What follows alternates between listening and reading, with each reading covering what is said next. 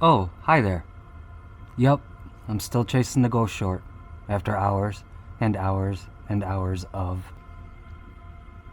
That fuse works. That fuse works. That fuse works.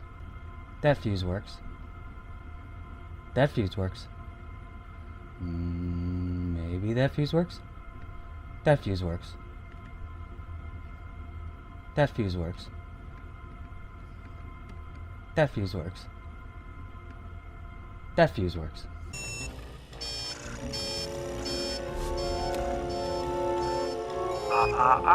You didn't say the magic word. Please! God damn it! Hate this hacking crap! That fuse works. That fuse works. That fuse works. That fuse works. That fuse works. That fuse works.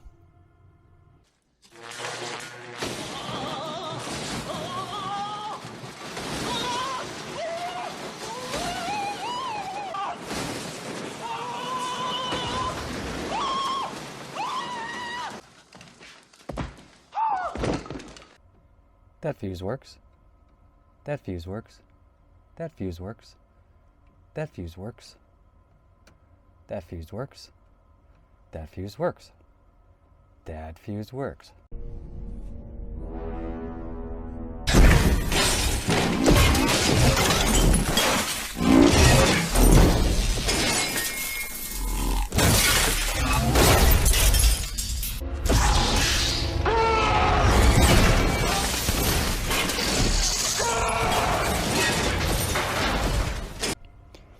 So the problem that I was having is the running lights weren't turning on in the back, and one of my turning signals wasn't turning on.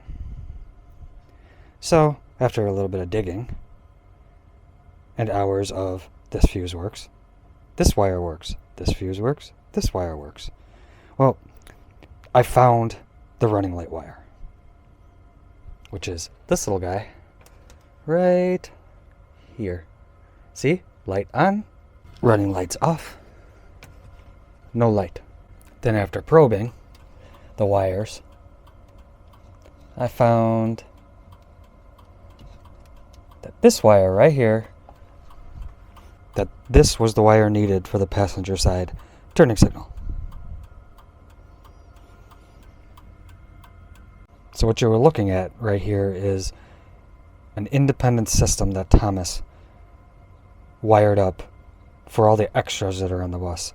For the stop arm that comes out, for the alternating turning lights that are, when the bus stops and lets the kids off, to the power doors, to the heaters, to the air conditioners, to all the little options.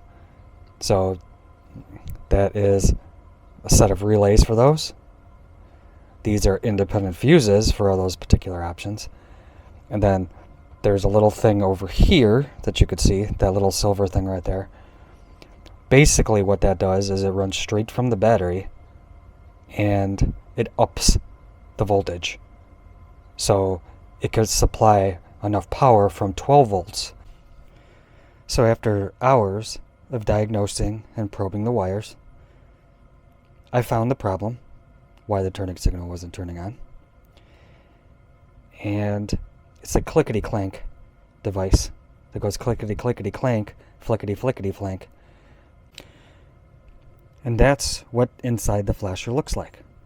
It's a bunch of clickety-clanks that when you apply electricity to them, they go clickety-clank. This one happens to be a 4-way flasher. Turn, hazard, brakes, and driving lights. From GM. That's the part number if you have a 2003 Thomas bus. As you can see, it's located right there. That's where the flasher is. You can get it at AutoZone. It's about $70. If you are having turning signal problems, or the rear lights in general, it might be your flasher, the clickety-clacker. Because when you do this, you want this to happen.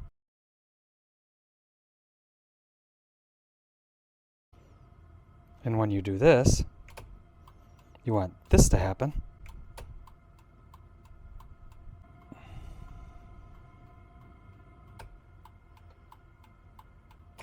And when you reverse it and do that, you want this to happen.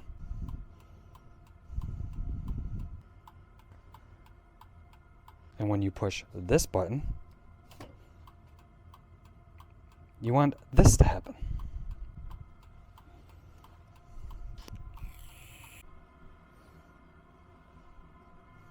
So one of the problems that we have right here is, as you can see, there's no running lights. So I have a special device here. This device is a wire sniffer. It also does multiple things. It can test a faulty wire in your networking wire, Cat 5 or Cat 6.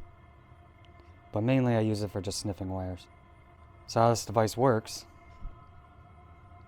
is you will attach it to a wire, as so. Select your settings, scan, and then there's a button on there. And then there is a section on there called tone. So essentially, when I turn the sniffer on, there's volume on here, so you could turn it up or down. So this wire runs somewhere into the miles of wire that are routed throughout the bus. I will go inside the bus, use the sniffer, basically just touch every single wire until the sniffer gets super loud. Then I will be able to find the exact particular wire that I'm looking for power on. So through my findings, I found out that one of the wires is not getting power, which is the one for my running lights to the rear brake light. So I had extra wires. I went to an additional light down here. Previously, when I was doing the build, I snipped these wires because that light wasn't going to be used no more. So essentially what I'm going to do is hot wire it into that brown wire that you've seen in an earlier clip to provide power back here for the running lights. Because the brake lights work, the turning signal lights, and the backup lights work. The running lights don't work. Which at nighttime, no running lights means big bada boom. Little DIY here. These are my favorite wire strippers. They can cut, and you choose the size that you want to strip.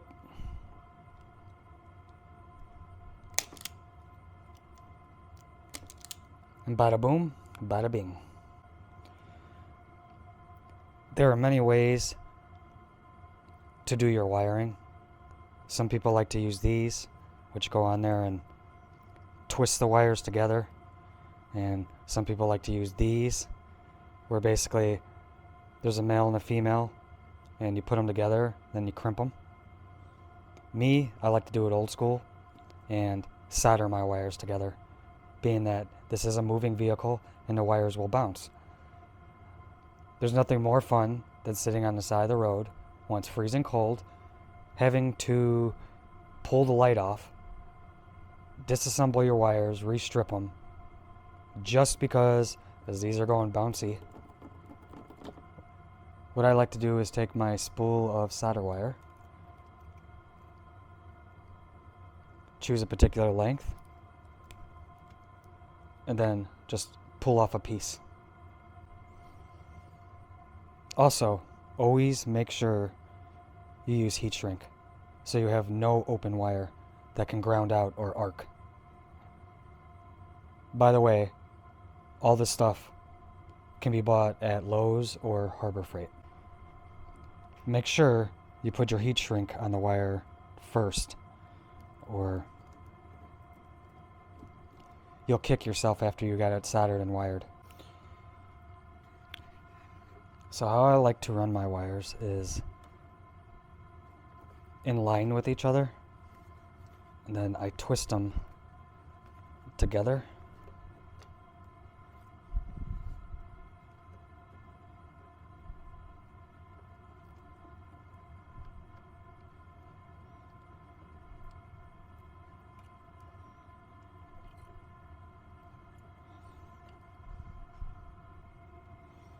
As so. I like to twist my wires together in a straight line with each other. Makes it easier for this heat shrink to fit over the wire connection. Now, when your solder gun is heated up, you take that previous piece of solder that I took off the spool, you heat your wire, like I like to come from the bottom, and then you just feed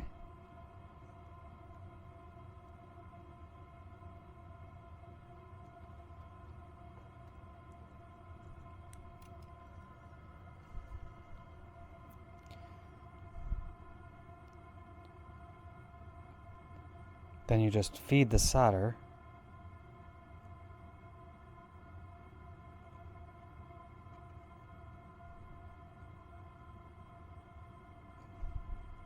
over the connection you made.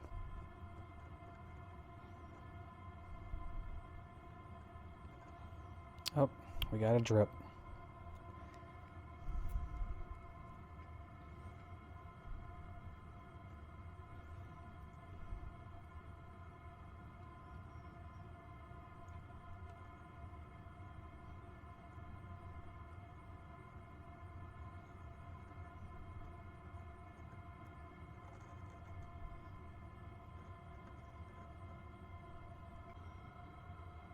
And as you can see, with the solder, it basically makes it one wire again. Then from this point, you just take the heat shrink that we already put over the wire previously. Take a standard lighter, or if you have a heat gun laying around, I recommend a heat gun. And just use a lighter to